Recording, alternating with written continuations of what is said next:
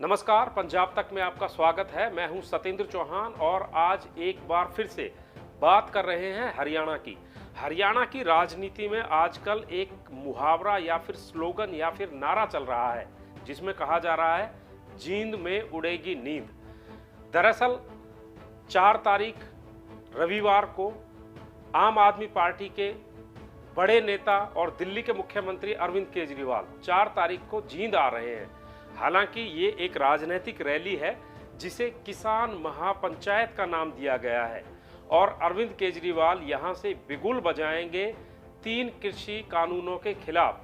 लेकिन असल में अरविंद केजरीवाल हरियाणा की राजनीति में अपने पैर जमाना चाहते हैं और इसकी शुरुआत जींद से इसलिए कर रहे हैं कि जींद की ज्योग्राफी आप समझिए।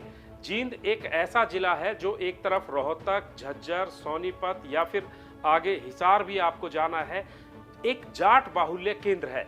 और हरियाणा की राजनीति में यह भी कहा जा रहा है कि जिसने जींद में सफलता हासिल कर ली उसको हरियाणा की राजनीति में आगे बढ़ने से कोई नहीं रोक सकता। चाहे जननायक जनता पार्टी हो, इंडियन नेशनल लोक दल हो, भारतीय जनता पार्टी हो या कांग्रेस, हर एक दल का सबसे बड़ा पहला सिस्टम ये रहता है कि वो सबसे पहले जींद में एक सफल बड़ी भारी भीड़ के साथ रैली का आयोजन करें। हालांकि अरविंद केजरीवाल इससे पहले भी हरियाणा की राजनीति में पांव पसारना चाहते थे लेकिन उनकी दाल गली नहीं। और ये भी आपको बता दें कि अरविंद केजरीवाल भले ही मुख्यमंत्री दिल्ली के हैं लेकिन असल में उनका जन्म हरियाणा में हुआ है। हरियाणा के हिसार के वो रहने वाले हैं और यहाँ पर कई राजनीतिक दौरे भी वो कर चुके हैं। लेकिन अब यहाँ पर दिक्कत क्या है?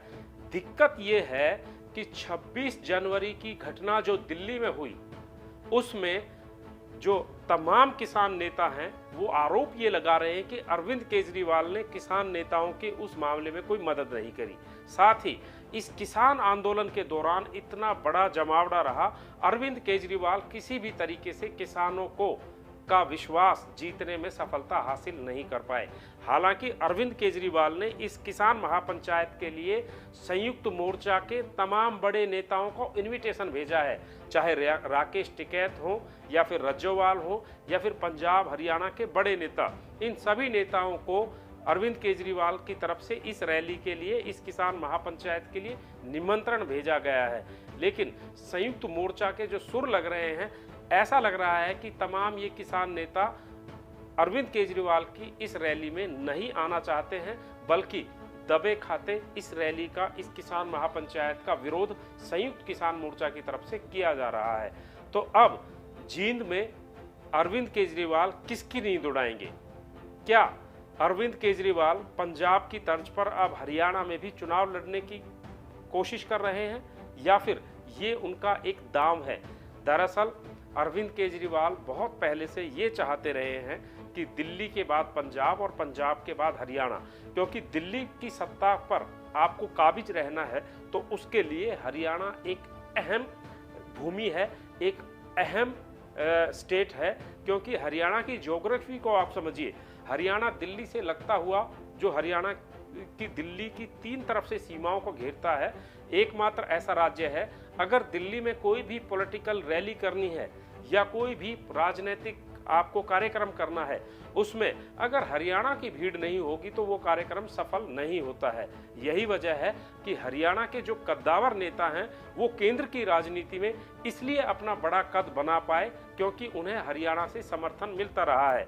अगर कांग्रेस में भूपेंद्र हुड्डा की बात करें या फिर उप प्रधानमंत्री चौधरी देवीलाल की बात करें, चौधरी बंसीलाल की बात करें, चौधरी भजनलाल की बात करें, ये तमाम बड़े वो नेता हैं जो दिल्ली में भीड़ इकट्ठी करने का दावा रखते हैं और वो सिर्फ हरियाणा के दम पर। तो अरविंद केजरीवाल भी अब हरियाणा में आ रहे हैं।